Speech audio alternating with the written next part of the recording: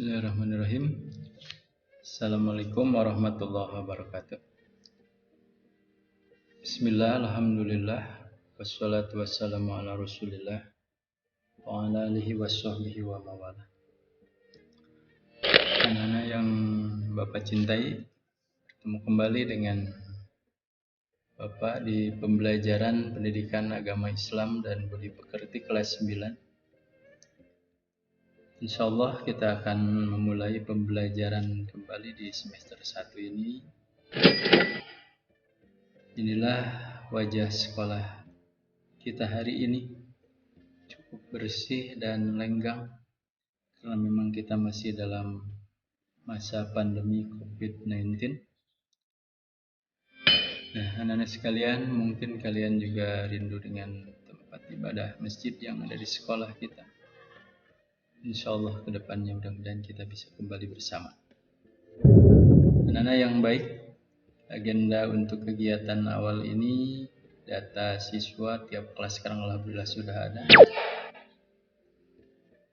Kemudian kontrak belajar selama pembelajaran ini diharapkan semuanya nanti mengisi absensi, kemudian membaca Al-Quran, literasi, sholat sunat duha, melaksanakan pembelajaran, melaksanakan sholat wajib, mengerjakan tugas atau kuis. Itulah kontrak belajar selama pembelajaran daring dan adapun materi agama secara garis besar yaitu mengenai keimanan, Al-Quran, fikih, akhlak, dan yang terakhir adalah tarikh atau sejarah. Anak sekalian, pembelajaran agama Islam untuk kelas 9 ini, untuk Al-Qurannya nanti kita pelajari ada beberapa ayat di surat Az-Zumar, An-Najm, Ali Imran, dan Al-Hujurat. Kemudian keimanannya kita akan pelajari insyaallah beriman kepada hari akhir, materi yang pertama. Kemudian beriman kepada qada dan qadar. Kemudian untuk materi akhlaknya kita akan pelajari tata krama, sopan santun, dan rasa malu. Sedangkan materi fikihnya kita akan belajar tentang zakat fitrah dan zakat mal, ibadah haji dan umroh, lalu ketentuan penyembelihan hewan kurban dan akikah. Sedangkan materi sejarah atau tarikh yaitu sejarah perkembangan Islam di Nusantara. Kemudian sejarah tradisi Islam Nusantara. Mungkin ada penggabungan materi atau penghilangan pembelajaran materi kelas 9 semester 1 ini karena sudah dipelajari di semester 2 yaitu tentang tata krama kepada orang tua dan guru serta materi jujur karena itu sudah pernah dipelajari di kelas sebelumnya. Anak-anak yang baik, yang soleh dan soleha, untuk pembelajaran berikutnya yaitu aplikasi yang kita pakai, website kita smpkartika192.sch.id ini jadi rujukan untuk link aplikasi pendukung yang kita pakai untuk pembelajaran, insyaallah WA atau WhatsApp, Google Classroom, Zoom Meeting atau Google Meeting, kemudian Zoho untuk pengabsenan yang langsung, aplikasi tesnya melalui Google Form, Quizzes, dan Edubox. Itulah mungkin anak-anak. Sekarang Bapak efektifkan waktu untuk pembelajaran materi yang pertama ini. Kita langsung masuk ke materi iman kepada hari kiamat atau hari akhir. Kalian mungkin sudah mempelajari sebelumnya tentang rukun-rukun iman. Yang pertama rukun iman itu 1 iman kepada Allah, 2 iman kepada malaikat, 3 iman kepada kitab, 4 iman kepada Rasul, Nah, ini yang kelima, iman kepada hari kiamat atau hari akhir. Dan nanti di semester 2 kita pelajari iman kepada qada dan qadar. Nah, sekalian, kalau kita perhatikan tentang materi ini, erat kaitannya dengan keyakinan atau dengan akidah umat Islam, bahwasanya hari kiamat atau hari akhir itu pasti akan terjadi. Hanya saja kita manusia termasuk Rasulullah tidak diberitahu oleh Allah tentang hari kapan terjadinya itu. Untuk itu kita akan pelajari dari mulai pengertian kepada hari kiamat, kemudian dalil-dalilnya yang mendukung, memperkuat tentang kejadian hari kiamat itu. Baik anak-anak sekalian,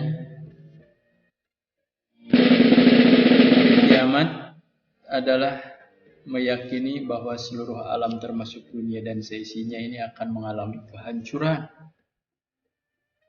Hari akhir ini ditandai dengan ditiupnya trompet nanti oleh malaikat Israfil. Pada hari itu daratan, lautan, dan benda-benda yang ada di langit akan porak-poranda. Gunung-gunung akan meletus dan juga hancur berhamburan. Lautan meluap, menumpahkan seluruh isinya. Benda-benda yang ada di langit bergerak tanpa kendali. Ada bintang, planet-planet, dan bulan, matahari saling bertabrakan.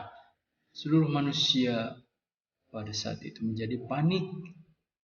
Mereka berlari mencari perlindungan pontang-panting. Tidak ada yang bisa menolong saat itu. Tidak sempat mengenali lagi sanak saudara. Semuanya akan menyelamatkan diri, namun akhirnya semuanya bisa mati. Hancur dan nanti menghadap Sang Khalik kita, Ilahi Rabbi Allah Subhanahu wa ta'ala. Tidak hanya manusia yang mati, seluruh tumbuhan, hewan, termasuk kuman, bakteri, virus, jin, setan juga mengalami kematian. Maha besar Allah atas segala kuasa. Nah, tentang kejadian hari kiamat ini dalilnya, anak-anak yang baik, sebagian dijelaskan di dalam Al-Quran. Antara lain surat Al-Qari'ah ayat 4-5. A'udzu billahi minasyaitonir rajim. Bismillahirrahmanirrahim. Yauma yakunun nasu kal farashil mabthus wa takunul jibalu kal 'ainil manfus. Yang artinya pada hari itu manusia seperti laron, aneh-aneh yang berterbangan ke sana kemari. Dan gunung-gunung seperti bulu-bulu yang dihambur-hamburkan berserakan. Itulah gambaran keadaan hari kiamat. Dalam surat Al-Zalzalah, Bismillahirrahmanirrahim. Idza zulzilatil ardu zilzalaha wa akhrajatil ardu athqalaha. Yang artinya apabila bumi digoncangkan dengan goncangan yang dahsyat dan bumi telah mengeluarkan beban-beban berat yang dikandung. Itulah gambaran kiamat besar atau kiamat kubro yang nanti pasti terjadi jika Allah Subhanahu wa ta'ala sudah berkehendak. Nah, anak-anak sekalian, mengawali kiamat nanti itu, malaikat Israfil ditugaskan oleh Allah untuk meniup sangkakala yang pertama kali. Maka semua makhluk akan mati kecuali yang dikehendaki hidup oleh Allah Subhanahu wa ta'ala, sebagai firman-Nya dalam Quran surat Az-Zumar ayat 68. A'udzubillahi minasyaitonir rajim. Wa nufikha fis-suri fasa'iqa man fis samawati wa man fil ardi illa man syaa Allah. Tsumma nufikha fihi ukhra fa idza hum qiyam yanzurun.